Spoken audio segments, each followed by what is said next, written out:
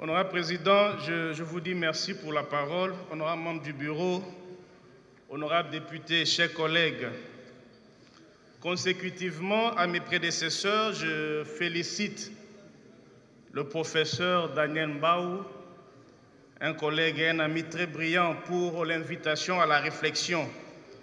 Invitation parce qu'il y a beaucoup à dire sur cette proposition. Personnellement, j'ai retenu 12 thématiques pour lesquelles j'aimerais développer 6 qui ont directement des incidences sur le droit et éviter un peu trop de sociologie. Honorable Président, si cette proposition aura un mérite, c'est notamment de chercher à moraliser les mœurs. C'est notamment chercher à ce que la coutume devienne finalement écrite. Quand l'honorable parle des notables d'une coutume qui doivent publier les éléments qui doivent constituer une dot, c'est un gros avantage. Tout cela pour éviter l'arbitraire et l'abus. Honorable Président, la première thématique que j'aimerais aborder, c'est celle relative aux fiançailles. Pour comprendre la pertinence de la réflexion menée par le collègue Mbaou, il faut lire concomitamment le législateur de 1987 et celui de 2016. Il y a eu effectivement une réflexion menée par l'Auguste Assemblée.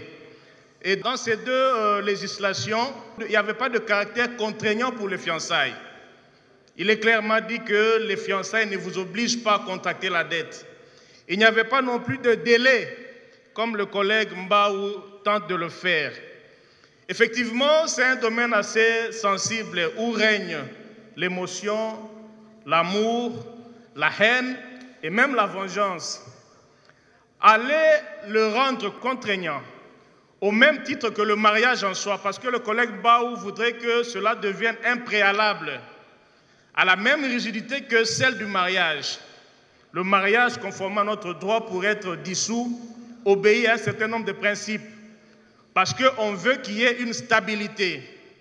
Et cette rigidité-là, le collègue Mbaou tente à le faire ramener même au niveau des fiançailles. Personnellement, je ne suis pas très d'accord. Il faudrait qu'à un moment donné, préserver aussi la liberté. Que les fiancés qui découvrent qu'il s'est trompé, ad nutum, qu'ils mettent fin à cette relation-là. Quand le collègue parle de la faute grave, d'un motif lourd, il ne le définit pas. C'est un rempart vers l'arbitraire. La deuxième thématique, c'est celui relatif à la dot. C'est assez complexe. Ce matin encore, je voyais mes 2 filles. Je leur ai dit, on va parler de la dot. Elles ont voulu savoir de quoi s'agissait-il. J'ai dit, nous allons fixer un plafond. Elles m'ont dit, quoi? Un plafond pour nous? Mais je comprends le fondement du collègue Mbaou.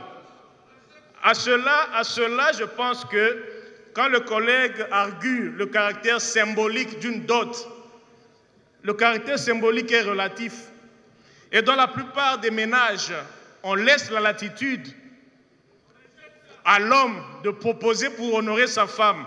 Moi, je pense que la liberté d'appréciation reconnue aux garçons doit quand même demeurer. Une autre thématique assez importante, c'est relatif au divorce. Parmi les 3 motifs de divorce, le collègue Mbaou ajoute également le consentement. Le consentement mutuel des 2 conjoints. J'aimerais lui rappeler que nous sommes tous avocats et praticiens. Quand bien même il y a ce consentement mutuel-là, nous passons toujours par la justice. Parce qu'effectivement, le mariage est enregistré devant l'officier de l'état civil. Et quand il y a divorce, quand il y a cessation de ce lien-là, il faut absolument passer par l'autorité de l'État qui a eu à consacrer cela. Et même moi, je préfère même par rapport à la résidence, la formulation du législateur de 2016, qui est beaucoup plus heureuse quand on dit clairement que les 2 conjoints de commun accord choisissent le lieu de résidence. En mettant un exergue sur la femme, c'est quand même une forme de stigmatisation, je trouve. Une autre thématique très importante que le collègue, c'est un ami avec lequel on est tout le temps au barreau, il a parlé du trust comme une innovation. Je crois qu'il y a un juriste qui est passé, le collègue Tamboué.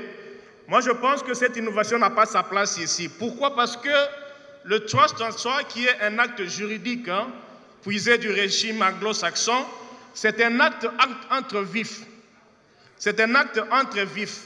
Quand on parle de la succession, absolument, il y a décès, il y a un découillus. On ne peut pas à la fois parler de la succession et faire référence à des actes juridiques qui ne sont possibles qu'entre vifs. Et le collègue Mbao le sait que nul ne peut être contraint dans l'indivision. Or, dans le cas d'espèce, le trust, parce qu'il y a des intérêts économiques qu'il faut, on tient à ce que le capital, le patrimoine soit maintenu de manière à ce qu'il y ait une croissance.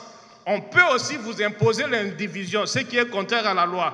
Enfin, j'aimerais chuter en disant que le terme même curateur qui est employé dans ces chapitres-là n'est pas à sa place. Le curateur, c'est celui qui, au fait, assiste un majeur qui est incapable, qui a perdu certaines compétences, qui l'assiste dans certaines démarches juridiques et même sociales. Et là, je pense que le recours à la notion du curateur n'est pas forcément à la place.